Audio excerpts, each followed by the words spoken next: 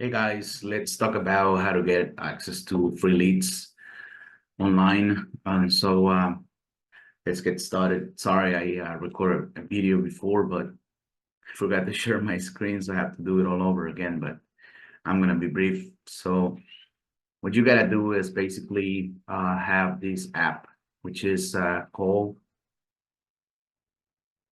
Instant Data Scraper, and what you gotta do is basically put some relevant keywords, like for example hard money lenders in Austin, Texas.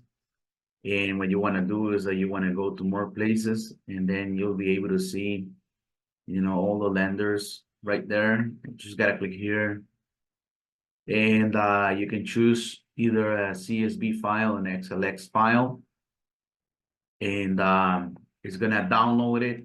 Then you pull it up, and there you go. You have all the information, like their website, um, their address, their phone number, um, the schedule they work with.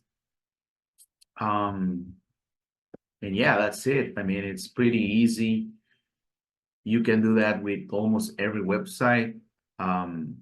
It's that Pokemon Ball logo. You can look it up online, and that's how you can access to free leads.